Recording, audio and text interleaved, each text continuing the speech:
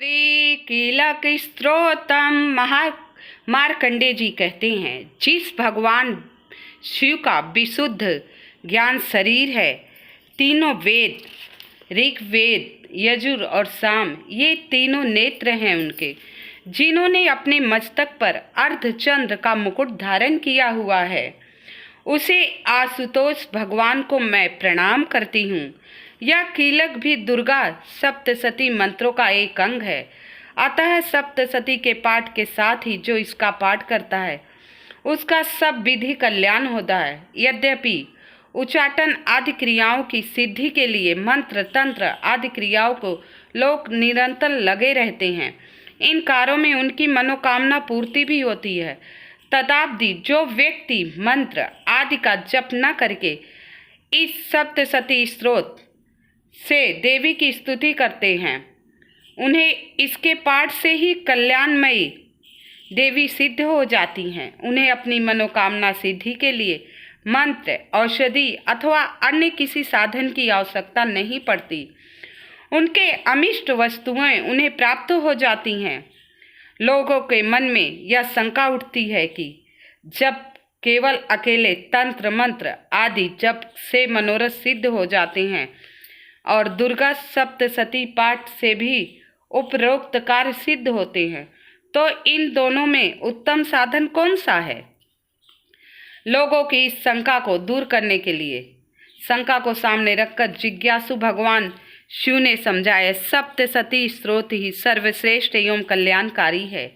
इस पाठ से अखंड पुण्य की प्राप्ति होती है। इसके पश्चात भगवान शिव ने इस आशंका से ही कई लोगों को अनुचित कार्यों की सिद्धि के लिए दुर्गा सप्तशती महामंत्र का दुरुपयोग न करने लगे, क्योंकि दुरुपयोग भी करते हैं मंत्र तंत्र से और दुरुपयोग न करें, इसीलिए सप्तशती के समस्त 700 मंत्रों को किलित कर दिया गया। अर्थात सप्तशती पाठ का फल केवल उसे ही मिलेगा जो इस कीलक स्त्रोत का पाठ करेगा। इसके द्वारा निष्कलंक विधि समझकर उसके अनुसार आचरण करेगा। दुर्गा सप्तशती पाठ का निष्कलन विधि यह है: कृष्ण पक्ष की चतुर्दशी अथवा अष्टमी को भगवती उपासक अपना न्यायोपार्जित धन उन्हें अर्पित करें और बोले, एकाग्रचित होकर माता का ध्यान करते हुए एकाग्रचित होकर बोले, हे मातेश्वरी, आज मैं स्वयं को और अपना समस्त धन आपकी सेवा में अर्पित कर देता हूँ। इस पर मेरा कोई अधिकार नहीं। फिर जगदम्बिका का फिर दोबारा माता दुर्गा का ध्यान करते हुए मन ही मन में ये भावना करो, मानो भगवती कह रही हो, बेटा, संसार यात्रा को निर्वाह करने के लिए तू मेरे प्रसाद स्वरूप इस धन को ग्रहण कर। इस प्रकार देवी की आज्ञा सिरोधाय करते हुए उस धन का शास्त्र समस्त मार्ग से सद्व्यय करो, अच्छे कामों में लगाओ उस धन का, अपने परिवार की पूर्ति करो। इस सप्तशती को निष्कलंक होता है जो